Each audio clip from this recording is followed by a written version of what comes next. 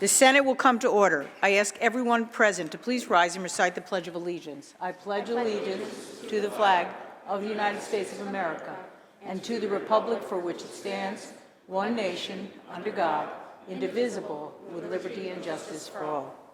In the absence of clergy, let us bow our heads in a moment of silent reflection or prayer.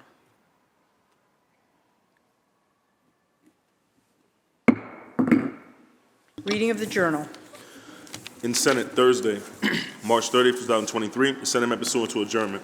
The Journal of Wednesday, March 29th, 2023 was read and approved. On motion, the Senate adjourned. Without objection, the Journal stands approved as read. Presentation of petitions. Messages from the Assembly. Secretary will read.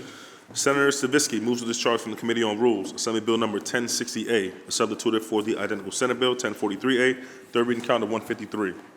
Senator Kruger moves to discharge from the Committee on Finance, Assembly Bill number 3002, substituted for the identical Senate Bill 4002, third reading count of 587. So ordered. Messages from the Governor, reports of standing committees, reports of select committees, communications and reports from state officers, motions and resolutions. Senator Gianaris. Good afternoon, Madam President. Amendments are offered to the following third reading calendar bills by Senator Parker, Calendar 233, by Senator Comrie, Calendar 447.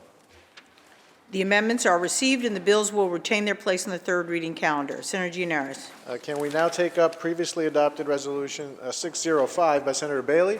Read that resolution's title and recognize Senator Bailey. The Secretary will read. Senate Resolution 605 by Senator Bailey, mourning the death of Bobby Caldwell, music industry icon, brilliant artist, and inspiration to millions around the world. Senator Bailey on the resolution. Thank you, Madam President. What You Won't Do for Love. It's a statement, one of the best love songs of all time by one of my favorite artists of all time, Bobby Caldwell. We lost him last week, but there's a really interesting story about Bobby Caldwell. Bobby Caldwell was a world-renowned artist who made a lot of incredible music, but he was what they call the blue-eyed soul singer. And blue-eyed soul, for those of you who don't know, is when soul music is sung by people who are not necessarily African American, Madam President. And music is one of those things that can unify all of us, regardless of what we look like. And I think Bobby Caldwell teaches us never to judge a book by its cover. Because the story is, as legend would have it, but actually as it would be true, is that the record executive did not think that black audiences would like Bobby Caldwell because he was a white man. But he sung with such soul. So when his album came out, they took a picture of him that he liked, and they actually had a silhouette of him so that you would not be able to tell whether that he was not an African American. And as legend would have it, he went to a concert, and the audience was stunned that Bobby Caldwell, in fact, was not black. But again, Madam President, it shows that soul is soul, and if you have it in your soul, it doesn't matter what you look like or where you come from, because What You Won't Do for Love is one of the greatest songs of all time, and one of our also dearly departed artists, DMX, hailing from your town of Yonkers, New York, Madam President. But What You Won't Do for Love was DMX's favorite song, and he would sing it at karaoke places. It's been world renowned on the internet. It's pretty awesome. And I speak about hip hop. Bobby Caldwell was sampled by so many artists in using the interpolations of his music, and he continues to live on. And on a humorous note, there's a comedian called Kev on Stage, and he did a bit about the day that he found out that Bobby Caldwell, in fact, wasn't black, that he almost called out of work because it was so shocking and so surprising. But we shouldn't be surprised that music has the transformative power to change lives and to change perceptions of individuals. And sometimes maybe it takes that silhouette for us to realize that we all have common ground that we can build upon. Last thing I'll say is that the week before, that same day before Bobby Caldwell died on Tuesday, I was coming up here on Monday, and I was listening to Shuffle, and it had Bobby Caldwell's song, Open Your Eyes, which was sampled by the artist Common in his song, The Light.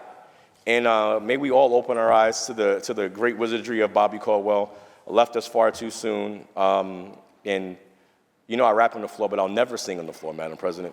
But What You Won't Do for Love is one of the most incredible love songs ever. If you've never heard of it, I would implore you to go to whatever streaming service that it is that you have, or if you have the vinyl, it sounds even clearer and cleaner. But thank you, Madam President. I vote aye.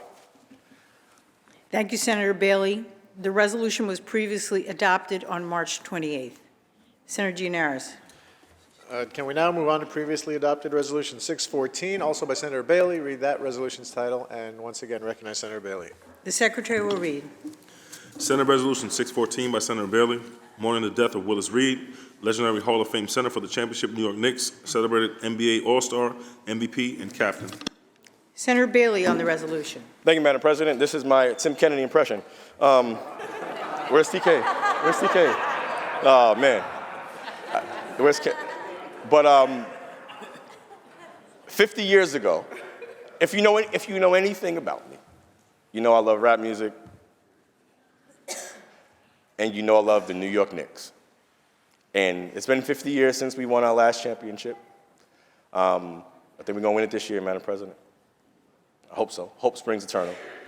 But one of the driving forces in the 1970 and 1972 championships was the captain, Willis Reed. We lost him a couple of weeks ago.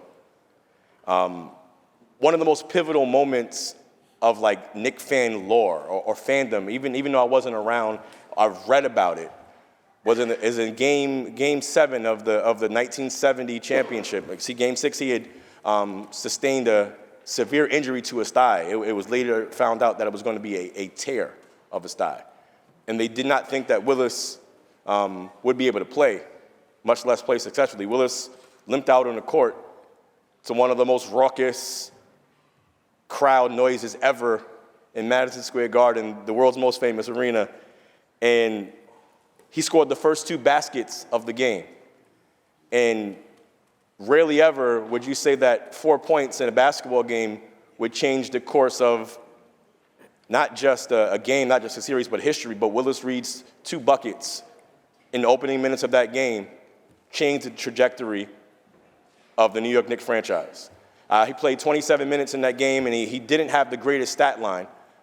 But the fact that the intangible thing that happened, maybe there are some Celtic fans or Brooklyn Nets fans here, and I understand.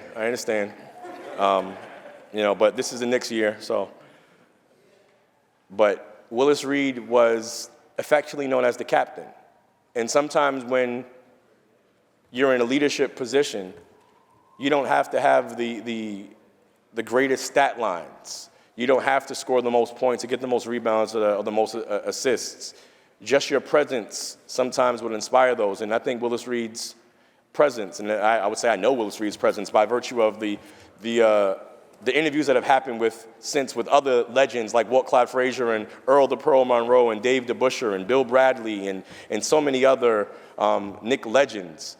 And they said that Willis Reed's presence on the court that day gave them a rush, that they knew that they can beat those Lakers. Those Lakers that were anchored by one of the greatest also of all time in Wilt Chamberlain. And that team was they were no slouches. And so for Willis Reed to be able to play and do that was incredible. He went on to coach. He went on to be an executive in the front office with the New York Knicks, and he did a lot of community, give backs in his time. But I would just say that, he sometimes in this town, New York City is I think the greatest sports town ever. And I happen to believe that when the New York Knicks are good, there is nothing like it in the entire city. And we've been waiting 50 years for a championship in New York City, and I'm hopeful that when we get that, there's going to be somebody else who rises to the occasion like the captain did. So may God bless the memory of Willis Reed, number 19, born out of Louisiana, went to a HBCU, historically black college and university, very important to note that. And Willis, if you're a Knick fan, you know that number 19, the captain, is going to live. He's going to live forever in Knick fan lore. And maybe when we win the championship and we go to the Canyon of Heroes soon, Madam President, we can hold up a banner in his honor. Thank you, Madam President. Thank you, Senator Bailey. Senator Sepulveda on the resolution. Thank you, Madam President, for allowing me to speak on this resolution. I remember, and first of all, I have nothing but the utmost respect for my colleague and his choice of the Knicks. I question his choice on baseball, being a New York Mets fan, but that's for another discussion. I remember being 6 years old in 1970 and walking into a room, the living room where they had the black and white TVs, and my uncle screaming at the top of their lungs because some guy named Willis Reed was coming back into the game. I remember Wilt Chamberlain apparently had 45 points, 27 rebounds in Game 6. So he went to the coach and says, put me in no matter what. It was at that moment that I fell in love with the game of basketball. And I was so honored when the Knicks won again in 1973. But I don't think many people know that Willis Reed was also Rookie of the Year. He was an MVP, and he was an executive in basketball, one of the first ones. And also a person who fought for civil rights and social justice throughout his entire life. And so I have nothing but the utmost respect for Willis Reed. He will always live in Knick lore. And hopefully the Knicks in the immediate future will win a title, although I'm not too hopeful. Thank you. Thank you, Senator Sepulveda. The resolution was previously adopted on March 28th. Senator Gianaris. Thank you, Madam President. To correct the record, Senator Bailey has the best taste in sports teams of all sports. And I know he would like to open these resolutions for co-sponsorship, Madam The President. resolutions are open for co-sponsorship. Should you choose not to be a co-sponsor on the resolutions, please notify the desk. Senator Gianaris. Please take up the reading of the calendar. The Secretary will read. Calendar number 153, Assembly number 1060 by Assembly 1060A by Assembly Member Parlin, enactment of the Education Law and the Public Health Law. Read the last section. Section 6, act to take effect 18 months after shall become a law. Call the roll. Addabbo, Gianaris, Kruger, Ort, Stewart, Cousins, White. Senator Canzaneri Fitzpatrick to explain her vote. Madam President, I have some concerns regarding this bill. I understand the purpose, and I do applaud that. However, as a mom of four who, we have various health issues that are contraindicated by some of these drugs that are being able to be described, and the scenario that I can see is that a minor could go to a pharmacist and get hormone replacement drugs or hormone contraceptives and then not have an opt-out of the ability for the pharmacist to consult with their primary care physician. Some of these drugs have, blood clotting issues and other contraindications, and without the ability for a pharmacist to then consult with a primary care physician, I think we're putting our minors in great jeopardy to have other medical contraindications. So for that reason, I'm voting no on this bill. Thank you. Senator Canzaneri Fitzpatrick to be recorded in the negative. Senator Stavisky to explain her vote. Yes, thank you, Madam President. In response, let me just say that with the repeal of Roe v. Wade, there has to be an opportunity for women to access birth control, and this is one method. There are a lot of safeguards in this legislation. For example, the pharmacist, when he dispenses the drugs, has to do a self-screening questionnaire for the client, for the patient, to fill out. There are additional safeguards. He must, within 72 hours, refer the patient to her primary care provider, and if there is none, and he notifies the primary care provider. There are a lot of safeguards. The most important one, I think, is that he can refuse to fill the prescription. So for all of these reasons, Madam President, I vote aye. Senator Stavisky to be recorded in the affirmative. Announce the results. In relation to calendar 153, those senators voted in the negative are Senators Borrello, Canzaneri Fitzpatrick, Gallivan, Griffo, Lanza, Matera, Murray, Oberacker, O'Mara, Ort, Rhodes, Steck, Tedisco, Walzek.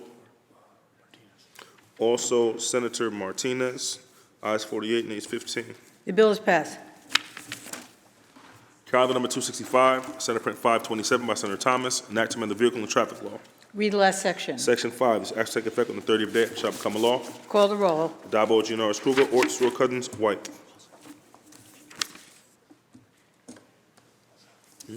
Announce the result. In relation to calendar 265, voted in the negative, Senator Walzek. Ayes 62, nays 1. Bill is passed. Calendar number 349, Senate Print 2796 by Senator Breslin, an act to amend the insurance law. Read the last section. Section 2, this act shall take effect immediately. Call the roll. Adabo, Gianaris Kruger, Ort, Stewart Cousins, White. Announce the results. Ayes 63. The bill is passed. Calendar number 408, Senate Print 2088 by Senator Kavanaugh, an act to amend the general obligations law. Read the last section. Section 2, this act shall take effect immediately. Call the roll. Adabo, Gianaris Kruger, Ort, Stewart Cousins, White.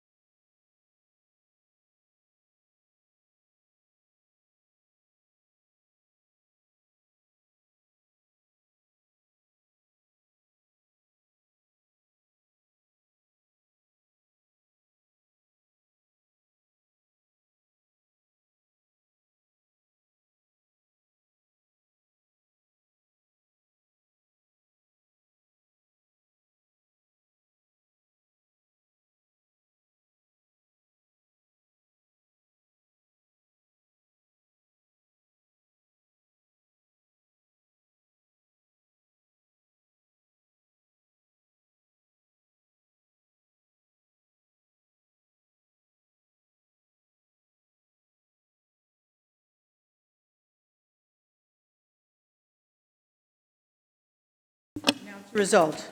In relation to calendar 408, those senators voted in the negative are Senators Ashby, Borrello, Casanova Fitzpatrick, Gallivan, Griffo, Lanza, Martins, Matera, Murray, Oberacker, O'Mara, Ort, Palumbo, Rhodes, Rollison, Skoufis, Steck, Tedisco, Walzek, Weber, and White. Ayes 42, nays 21. Bill is passed. Calendar number 439, Senate Print 2820 by Senator Skoufis, an act to amend the highway law.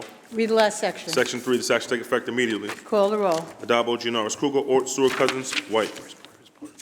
Announce the result. In relation to calendar 439, voted in the negative, Senator Brisport. Ayes 62, nays 1. Bill is passed. Calendar number 459, Senate Print 945 by Senator Gianaris, an act to amend the election law. Read the last section. Section 2, this act shall take effect immediately. Call the roll. Adabo, Gianaris Kruger, Ort, Stewart Cousins, White.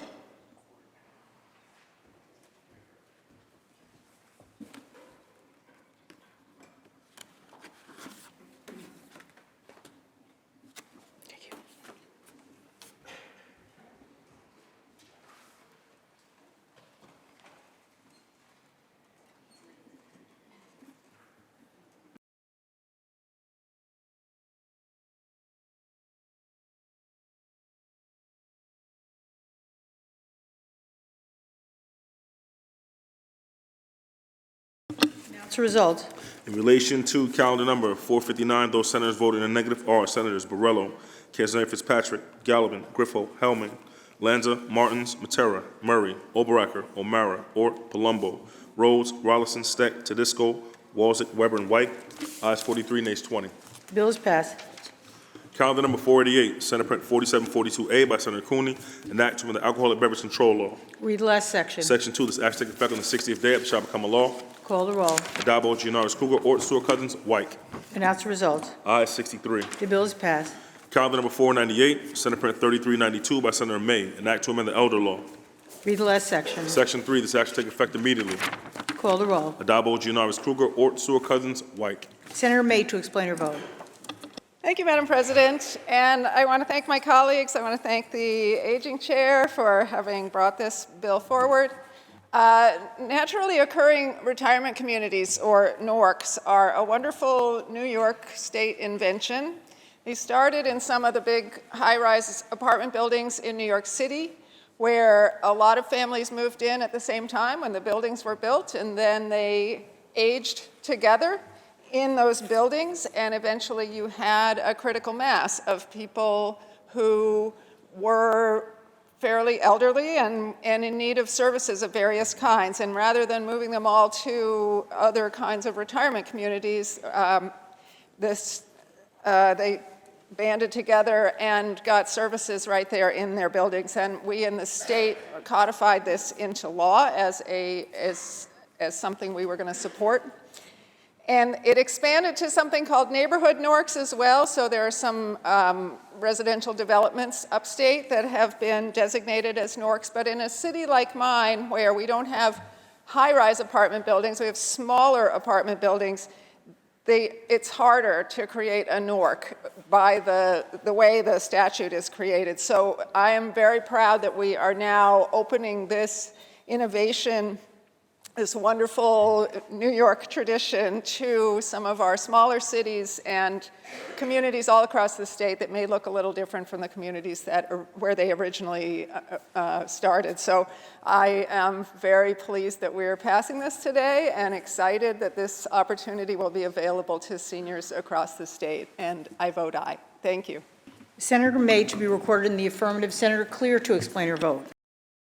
Thank you, Madam President. I want to thank Senator May for this very important bill, and I rise not only to commend us for passing this out of my committee because it will expand what NORCs are considered to be, but also it provides standards for the winding down of NORC communities to make sure that people are not left without services, and you know, we're going to be informing residents where they can get commensurate supportive services. I think it's so important that we help our seniors age in place, help them stay in the neighborhoods that they know and they're familiar with. So I'm very happy to support this bill, and I proudly vote aye and ask everyone else to do the same. Thank you. Thank you, Senator May. Senator Clear to be recorded in the affirmative. Announce the result. Ayes 63. The bill is passed. Calendar number 525, Senate Print 4790 by Senator Rivera, enactment of the Social Services Law. Read the last section. Section 2, this act shall take effect on the 180th day, it shall become a law. Call the roll. Adabo, Gianaris, Kruger, Ort, Stewart, Cousins, White.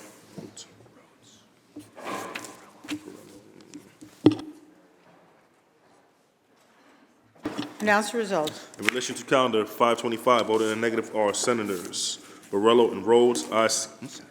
Also Senator Walzek, ayes 60, nays 3. The bill is passed. Calendar number 535, Senate Print 4505A by Senator Liu, an act to amend the education law. Read the last section. Section 2, this act shall take effect immediately. Call the roll. Adabo, Gianaris, Kruger, Ort, Stewart, Cousins, White. Senator Chu to explain her vote. Thank you, Madam President. I would like to thank Senator Liu for introducing this important piece of legislation that acknowledges and respects the diversity of students throughout the state of New York. Our state is made up of various cultures, religions, and experience, and that's the beauty of New York. And that's why it is so important to protect those who have been historically targeted for their religious practice. Schools are a place of learning and fostering positive environments, but for some, this is not the reality. And it is our responsibility to change that for the better. Particularly as we are in the middle of Ramadan, we seek to respect the observation of these students and ensure that they are protected from all forms of discrimination. And I'm proud to be a co-sponsor of this bill. For this reason, I vote aye. So thank you, Madam President. Senator Chu to be recorded in the affirmative. Announce the results. Ayes 63. The bill is passed. Calendar number 547, Senate Print 3354 by Senator Skoufis, an act to amend the executive law. Read the last section. Section 3, this act shall take effect immediately. Call the roll. Adabo, Gianaris, Kruger, Ort, Stewart, Cousins, White.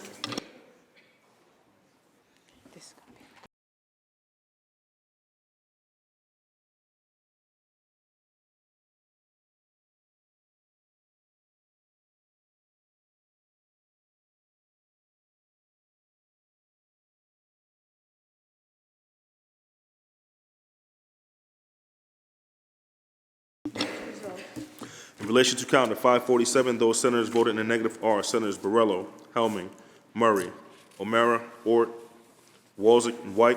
Ayes 56, nays 7. The bill is passed.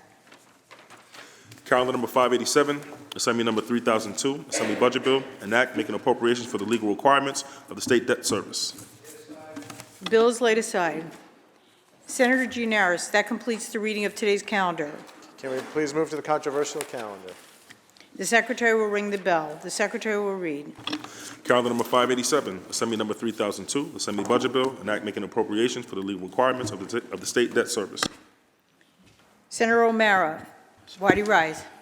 Thank you, Madam President. Through you, if I believe Senator Kruger would yield for a few questions on this. Senator Kruger, do you yield? Absolutely. The senator yields. Good afternoon, Senator. Thank you. Now, this bill is the first budget bill we're bringing to the floor of this budget cycle, with probably another 8 or 9 or so bills to come. How many of those other bills are ready to proceed? I don't believe any of the other bills have gone to print yet, Madam President. Through you, Madam President, if Senator Kruger will continue to yield. Do you continue to yield? Yes, I do. The senator yields. Senator Kruger, has the capital budget portions been agreed to yet? Again, none of the bills have gone to print, hence everything is still under negotiation, except for the one budget bill we have before us today. Through you, Madam President, Senator Kruger will continue to yield. Do you continue to yield? Yes, I do. Senator yields. Senator Kruger, what is the outstanding debt obligation of New York State? State-supported debt is currently $58.5 billion for fiscal year 23. Thank you, Madam President. Senator Kruger will continue to yield. Do you continue to yield? Absolutely. Senator yields. Senator, the New York State Constitution requires that state bonding be voter approved. Of that nearly $60 billion figure you mentioned, how much of that has actually been approved by the voters of New York State? General obligation debt is $2.2 billion, which has been approved. The remaining debt are revenue bond debts, which is $56.2 billion. And you are incorrect, a 1994 case, Schultz versus State of New York, established the state's revenue bond finance program and its financing is in fact constitutional debt and therefore is not a problem. Through you, Madam President, if Senator Kruger will continue to yield. You continue to yield? Yes, I do. The senator yields. Did the voters of New York have any say in that additional revenue bond debt that you mentioned in the $50 billion range? The voters of the state of New York have something to say about what is in our Constitution, and when challenged in court as to whether this was constitutional, the courts ruled it was constitutional. So I think it's reasonable to say that the people of New York did have a say in our Constitution and what it decides. Thank you. Through you, Madam President, if Senator Kruger will continue to yield. Do you continue to yield? Yes, I do. The senator yields. Senator Kruger, how much non-state obligated debt is there through the various authorities of New York State? How much is that? My figures tell me it's in the range of $330 billion.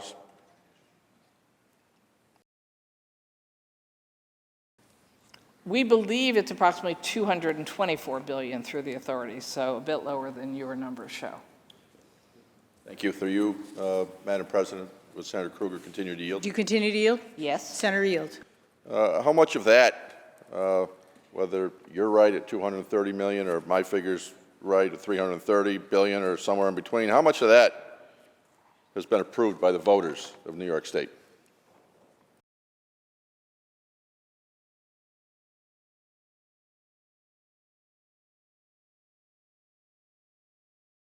Okay, so of that, roughly $60 billion is the state-supported debt, and the remaining is what we call that?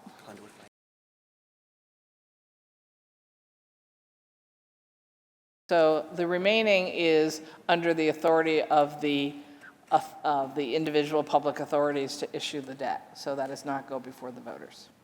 Thank you. Madam President, if Senator Kruger will continue to yield. Do you continue to yield? I do, but I just want to clarify my last sentence. It's not technically state debt when it goes through the authorities. Thank you. Senator, it's not technically state debt, and we're talking authorities like the MTA, the Thruway Authority, and other ones. Those are probably two of the bigger ones that people are familiar with. What is the obligation of New York State and New York State taxpayers to pay that debt? Excuse me, just to make sure I'm understanding the question correctly, that is assuming that for some reason the authorities were to default on their obligations? Is that the question? Yes, that's the question. Thank you.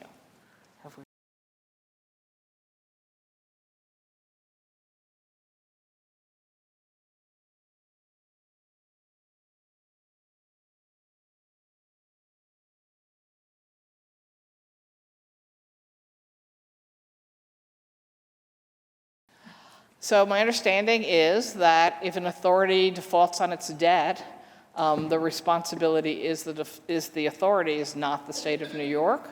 It brings up an excellent question, which I think is the really core of this discussion today. What if governments fail to pay their debts? And unfortunately, the answer is crisis. Banks fail, recessions start, people lose their jobs. Pensioners are disproportionately invested in bonds, underwritten bonds, the state of New York bonds through our authorities.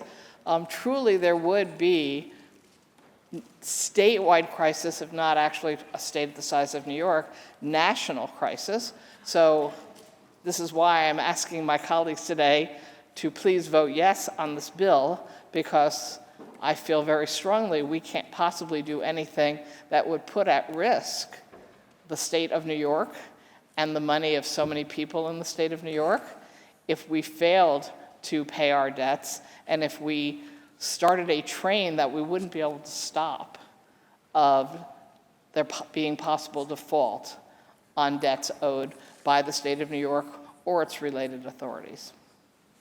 Through you, Madam President, Senator Krueger will continue to yield. You continue to yield? I will. Senator yields. In light of that, is there anything in this bill before us today obligating the state to make payments on the MTA debt, the Thruway Authority debt, other authorities' debt? Specifics, no. Through you, Madam President, if Senator Krueger will continue to yield. You continue to yield? Yes. Senator yields. I agree with you, Senator, that it certainly would be crisis if any of these major authorities were to collapse and need that. And while the New York State itself and New York State taxpayers are not obligated as guarantors of that debt, would there really, for all intents and purposes, be any choice but the state and the New York State taxpayers to step up and take the obligation of making good on that debt for those authorities? Knock on wood, we have not had that situation occur in the state of New York, so I don't know how the state of New York would respond. Since my colleague chose to use the MTA as an example, I guess I would highlight that if the MTA were to be in so much trouble that it were to default on any of its debt, it would clearly message that the MTA was in a complete crisis and meltdown. And since the economy of the 12 southern counties of this state are completely dependent on a functioning MTA, that would by definition trigger an economic meltdown in the 12 southern counties of the state, which are often referred to as the economic breadbasket of the state. So I think something like that not only would be a statewide crisis, but would require the state of New York to come up with an answer fast. So, is there an obligation in law? No. Would there be an obligation in the sense of our responsibility to the people of New York, wherever they live, to make sure something like this did not happen, or then in fact domino throughout the state, and I would argue if it was the MTA, the entire multi-state region? Yes, I think we would be required to take action to make sure that didn't happen. Thank you, Senator. Madam President, Senator Krueger will continue to yield. Senator Krueger, do you continue to yield? Yes. Senator yields. Senator, I agree with you, and I have no doubt that this body and the other House and the governor would certainly have to take action on that. Yet none of that debt, I guess my point is, has been really approved by the voters, although for all intents and purposes, we'll be making good on it if need be. But for all that authority's debt that's out there, none of that is accounted for in this bill before us today that has appropriation authority of up to $15.6 billion for payment of the state's outstanding obligations, correct? This bill is to guarantee to the people we owe money to that we are going to continue to pay money to them as our state fiscal year rolls over to the next fiscal year. So it is to assure the people who we have borrowed money from and owe that money to that we are good for our commitments. There is no reason for them to be concerned that the state of New York will not continue to pay the debts we owe them. And those are the numbers within this bill, because those are the monies we, the state of New York, owe them from our general fund budget and other categories within the budget. It's not all general fund. Thank you, Senator. Madam President, if the Senator, through you, the Senator will continue to yield. Yes, You I will. continue to yield? Yes, the senator yields. So my reading of the bill with the $15.6 billion of payment authority in this bill, there's only really clarified payments of about $3.5 billion to actually be made throughout the course of the fiscal year out of that authority of $15.6 billion. Correct. We show 15.7, of which 3.5 billion is cash, but I'm prepared to, agree 0.6, 0.7 about the same. Yes. Thank you, Senator. Through you, Madam President, Senator Krueger will continue to yield. You Yes, I continue will. to yield? The senator yields. I would agree that may well be a rounding error, up or down to get to that. But anyways, that leaves a gap of slightly over $12 billion for what we're anticipating paying throughout the course of the year than what we're approving to be paid over the course of the year. Yes. Does that, through you, Madam President, Senator Krueger would continue to yield. Senator, do you continue to yield? Absolutely. Senator yields. Then does that roughly $12 billion of gap there, does that account for what's projected to be approved in the capital budgets that may be forthcoming?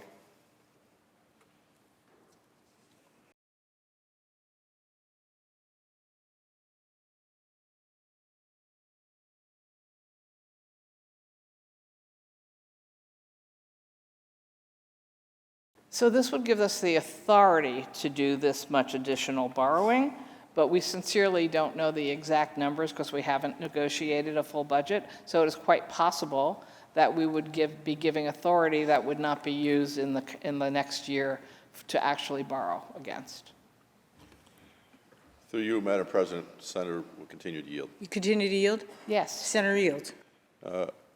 Is this bill giving authority to make payments on whatever new debt may come out of the budget this year and payments on that obligation? Yes, although you usually don't end up having to start the payments in the same months that you're borrowing money. So conceivably, there would be some initial interest payments on money that was borrowed in the fiscal year, but usually you're talking about paying that money out in the out years. Through you, Madam President, Senator Krueger will continue to yield. Do you continue Yes. to yield? Yes. The senator yields. Would you agree, the figure I have is that there's basically a projection in the draft budgets that are out there now that there would be another new about $9.8 billion in new debt if the budget bills actually come in kind of where we are now?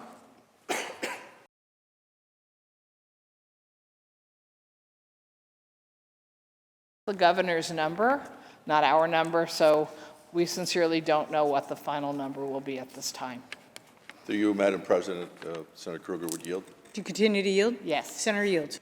What is that number in the Senate's one House bill as far as projected new debt?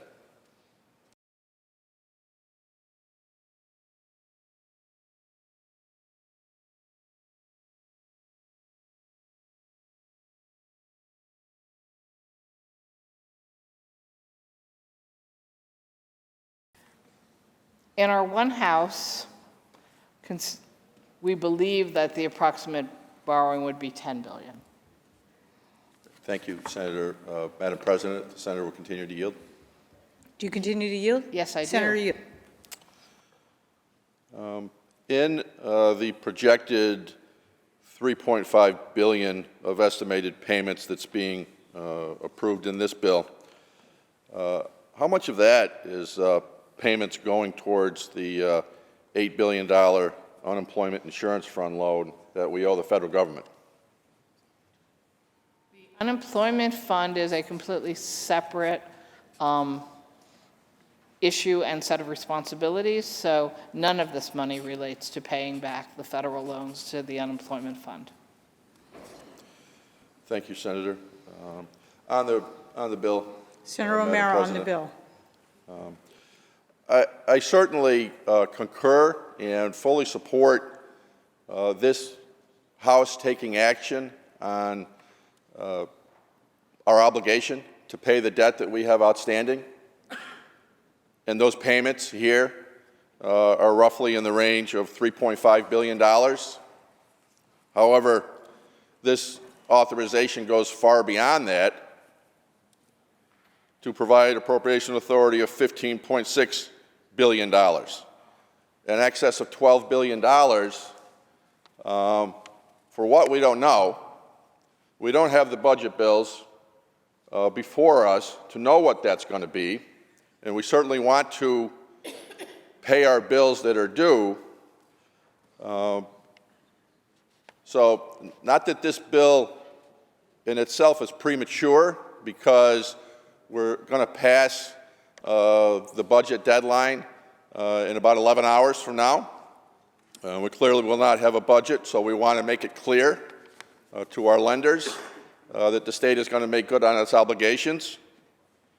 But those payments for the year at this point are about $3.5 billion, $12 billion less than what's being approved for appropriation in this bill. And yet, even with that, none of the $8 billion owed to the federal government for our unemployment insurance fund is being paid for through this debt service bill. So I would urge a no vote on this bill as a whole. I certainly support the payment and approval of paying our obligations of the $3.5 billion, and think that this body should be approving that today at the 11th hour of when a budget is due, because we can always come back and amend this at the time we're passing the rest of the budgets, particularly the capital portions of the budget, that will change what the bonding might be throughout the year and what the payments might be. And I don't think we need a gap on our obligation of $3.5 billion that we need another $12 billion approval on top of that at this point. Thank you, Madam President. I would urge a no vote, and that this bill be amended to cover the $3.5 billion at this point, and then modified, amended, as we get the rest of the budget put together. Thank you. Thank you, Senator O'Mara. Senator Wolsik, why do you rise? Through you, Madam President, I wonder if the Chair on Finance would yield for some questions. Senator Kruger, do you yield? Of course I do. Yes, the Senator yields. Do we have a financial plan for 23, 24 in writing right now for the state of New York?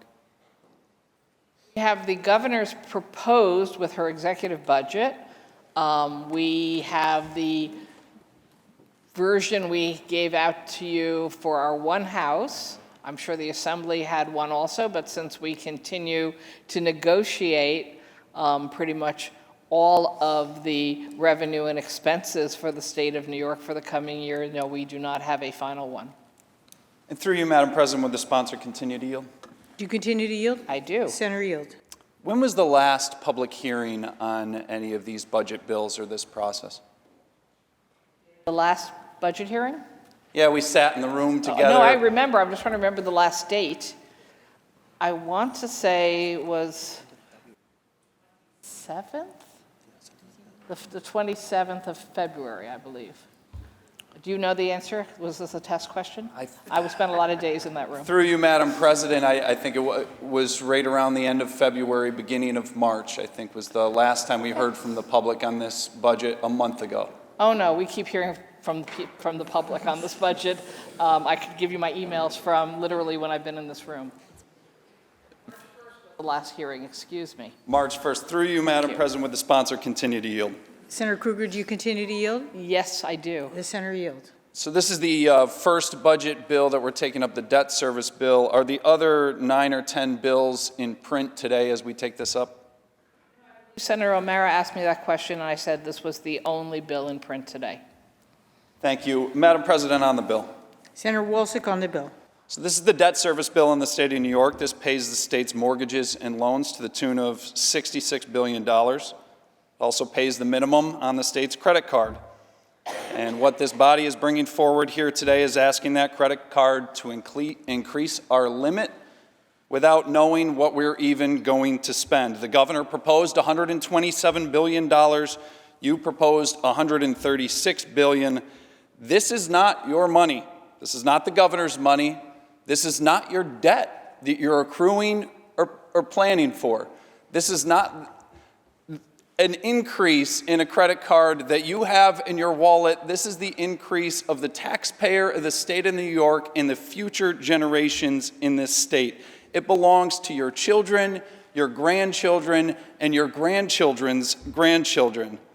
Do you think the state should pay the bills? Of course. Yeah, we think we should pay the bills. But this budget is due at midnight tonight. We have no idea what the spending plan is. Nothing is in print. And we haven't heard from the public, as you could hear, officially on what any plan is. Sure, you hear feedback, but it's feedback into darkness because there's been no public hearings in over a month.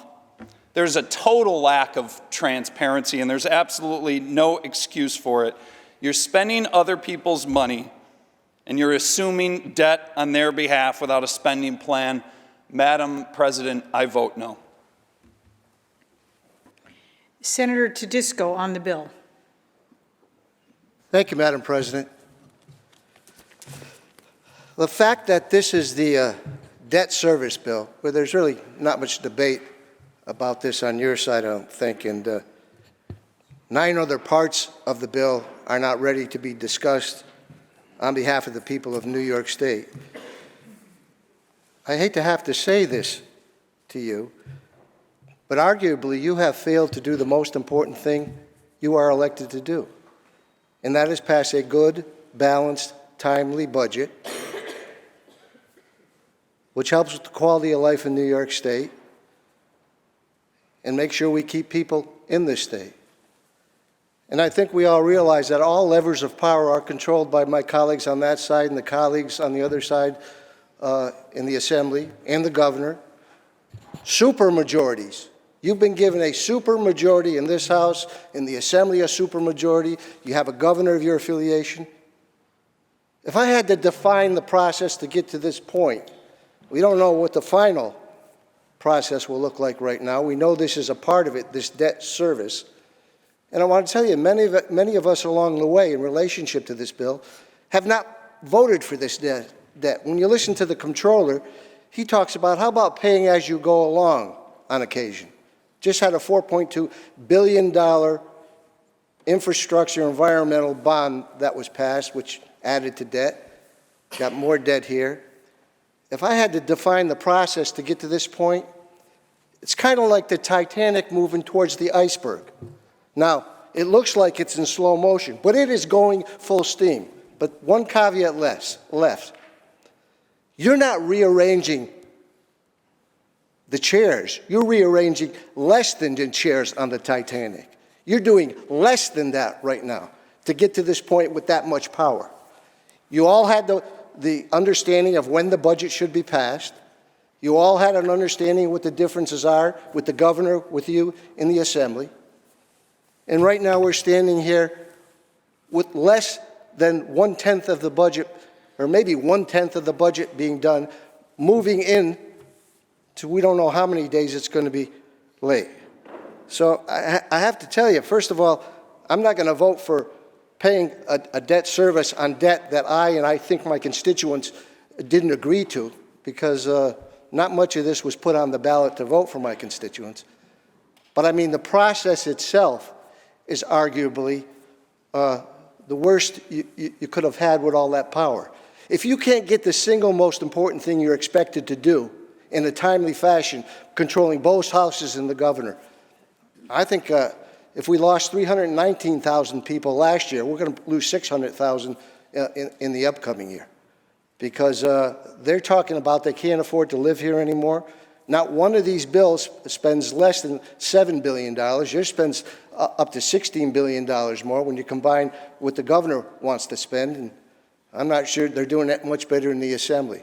So I'm not going to be voting for this, and I want to see what it looks like when you hit that iceberg and the chairs of the deck go flying off the ship, and you impact our quality of life even worse, and that bleeding continues to happen. So very disappointed that the budget's not in place. My constituents sent me here to tell you that, and we're very hopeful that you can look back and really look at the fact you're not just senators, you're not just assembly people, you're representatives. What does a representative do? It listens to its constituents. Every survey, every poll says the two top areas, affordability, we can't afford to live here, and public safety. You took the one thing out so far that the governor put in here which made some sense. 49 other states do it. Talk about the dangerousness of those individuals are before our judges and giving them the opportunity to have discretion. You took that out of the budget. So you're doubling down so far. I want to see the final analysis on the two most important things in the surveys that our constituents are talking to us about. It's not only Republicans. On those two most important issues, it's Democrats and Republicans. So I can't be confident in voting for this, and I'm certainly not confident going forward from what I've seen in the process. Thank you, Madam Speaker. Senator Borrello on the bill. Thank you, Madam President. So I realize the argument is we have to pay our debts, and that's about $3.5 billion. Yet we're opening up a line of credit for $15.6 billion, and as Senator O'Mara pointed out, we really have no idea where that money's going.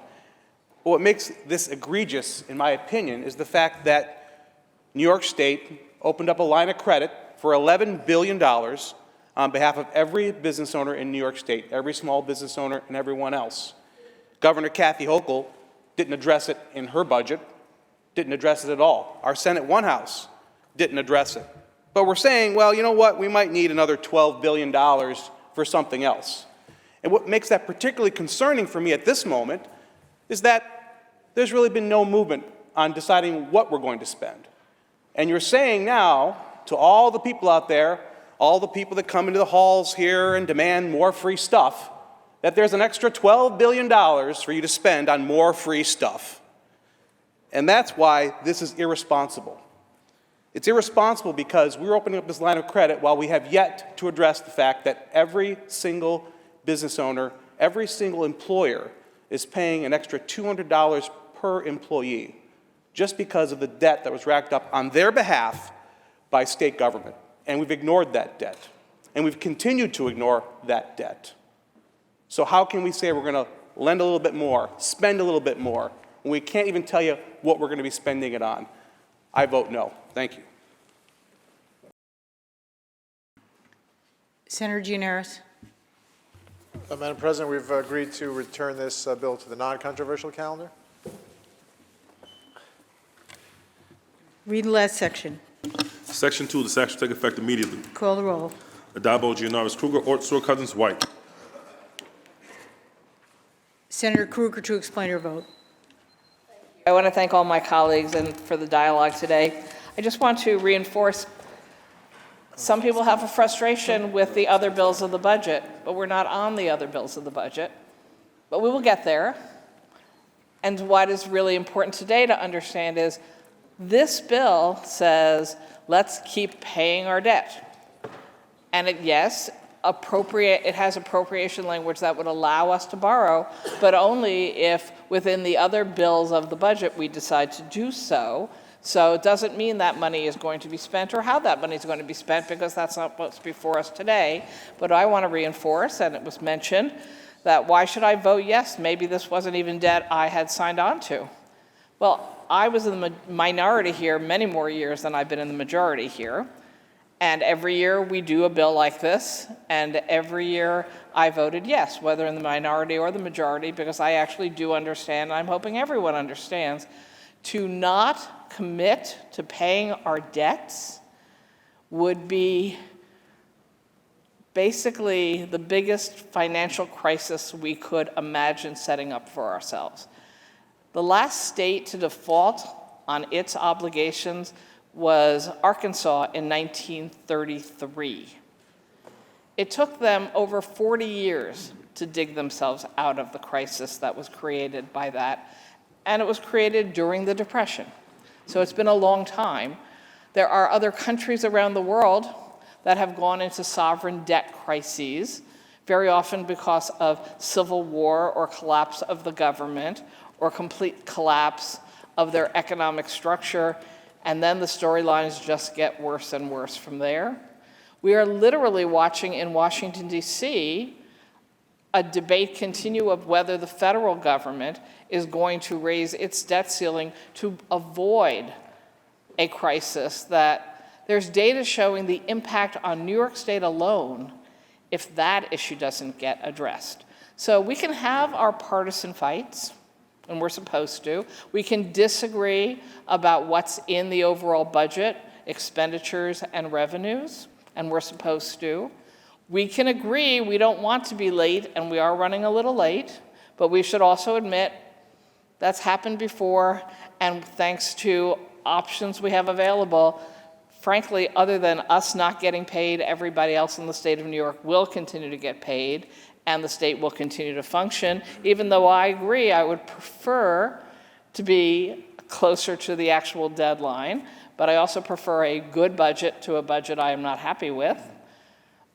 But if we were to actually somehow change the outcome of this vote today, and I hope we won't, and say, no, we're not going to pass the debt service bill, we're not going to continue to make our payments, I think one could comfortably say it would be the worst vote any individual in this House ever took, because what they would be unleashing would be a Pandora's box that I'm not sure if we would know how to close. So I am urging my colleagues, even if they've had their discussion about the imperfection of our entire system, don't make it worse by actually putting the state of New York in a position where we wouldn't be legally able to make good on our debt. Please vote yes. Thank you, Madam President. Senator Krueger to be recorded in the affirmative. Senator Rhodes to explain his vote. Thank you, Madam President. I think there probably is nothing that is more symbolic of Albany under one-party rule than what we are seeing unfold before us when it comes to the state budget. We are supposed to have a budget in 10 hours and 43 minutes from now. Right now, we are debating Budget Bill number 1. There is no hope that there will be Budget Bills 2, 3, 4, 5, 6, 7, 8, 9, or 10 anytime in the near future. In fact, we are probably moments away after we take this vote from gaveling out to come back on Monday, conceding that there will be no budget by the deadline. What we have before us, the only thing we have before us to consider, is what New York is known for: debt. And the bill that's before us is not a bill to pay the debt service on the debt that we owe. That's only $3.5 billion. If this bill only had $3.5 billion, which, so the public understands, is not to pay off the state's debt, but merely to pay the interest that's owed on the state debt, you would probably have 63 votes. But this isn't a $3.5 billion bill. This is a $15.6 or $15.7 billion bill, but what's $100 million between friends, right? Money that the taxpayers owe. 4.5 times more than what we actually need to pay the state's debt. That's why there are going to be no votes today, because we're not talking about what we owe. We're talking about prospectively what we may owe after we have a chance to take a look at the 8 or 9 other budget bills that are going to be advanced. And this doesn't even address the entirety of the state's debt. $8.1 billion for the Unemployment Insurance Fund. Our employers are paying for that. The state's not paying for that. We incurred the debt, and we're pushing it off. We mentioned the MTA. The MTA is hemorrhaging cash. They won't default because we keep going back to the taxpayers through congestion pricing, through the MTA payroll tax, billions and billions of dollars that we're sucking out of our state's economy to keep the entity afloat. The bottom line is, I'm voting no to this bill today, not because we want to default on the state's obligations, but because we continue to ignore that those obligations are being paid by 20 million people who are counting on us to do our jobs. And we continue to keep them last in the equation instead of putting them first. I ask you to record my vote in the negative. Senator Rhodes to be recorded in the negative. Senator Lanza to explain his vote. Thank you, Madam President. I just want to join Senator Rhodes in explaining my vote in the same way, basically. To clarify for the people back home, voting no is not some vote that is going to more quickly usher in the apocalypse out here. As has been said, we believe that we ought to pay our past debts. This goes well beyond that. The world will not come to an end if we vote no here on this bill. What will happen and what we're suggesting is let's come back and do what everyone is saying we need to do, and that which if we do not do, things will spiral out of control. Put a bill on the floor that pays our past debt. Instead of putting a bill on the floor that not only does that, but gives, creates this new line of credit for some future and looming spending spree, the details of which no one in the state of New York knows anything about. So, Madam President, I'm voting no. My colleagues are voting no, not because this bill pays the past debt, but because it goes well beyond and puts the state of New York and its people further in debt. And at the end of the day, we know who gets the bill when that credit card bill statement comes in. It's handed to the taxpayers of the people of the state of New York. That's why, Madam President, I'll be voting in the negative. Senator Lanza to be recorded in the negative. Senator Gianaris to explain his vote. Madam President, once again, it falls to me to correct the record because of the misstatements of some of my colleagues in the minority. It is laughable to suggest that one-party rule is a cause of late budgets in this state. There's a complete ignorance of history, and even recent history of this state. The Republicans controlled this state Senate for much of the last century, and late budgets were a norm up until recently. In fact, there was a time in the 90s when, under the Republican majority in the Senate, the budgets were late by 4 and 5 months. We're talking about a couple of days here. So give me a large break when you try and suggest that that's because of one-party rule in this state. Because when the Republicans hold the majority, they did a lot worse. And by the way, they passed debt relief bills also as part of the budget process. Because that's what happens, that's the responsible thing to do, and that's what keeps the state functioning. One of my colleagues mentioned or made an analogy to the Titanic. Well, what they're suggesting in trying to defeat this bill is not waiting for the iceberg. They would just take out a drill, puncture the hull of the ship, and let it sink right now. Because that is what would happen if New York was unable to fulfill its debt obligations. So I understand it's frustrating to be in the minority and not make decisions about the direction of this state. That's where the voters put you all. We'll all have to live with it. I was there once. It's not fun. I get it. But let's make the rhetoric match the reality a little bit more. I vote yes, Madam President. Senator Gianaris to be recorded in the affirmative. Announce the results. In relation to calendar 587, those senators voted in the negative are Senators Borrello, Canzoneri Fitzpatrick, Gallivan, Griffo, Hellman, Lanza, Martins, Matera, Murray, Oberacker, O'Mara, Ort, Palumbo, Rhodes, Rollison, Steck, Tedisco, Walzick, Weber, and White. Ayes 43, nays 20. The bill is passed. Senator Gianaris, that completes the reading of today's calendar. Is there any further business at the desk? There is no further business at the desk. Madam President, I move to adjourn until Monday, April 3rd at 12 noon, intervening days being legislative days. On motion, the Senate stands adjourned until Monday, April 3rd at 12 p.m., with the intervening days being legislative days.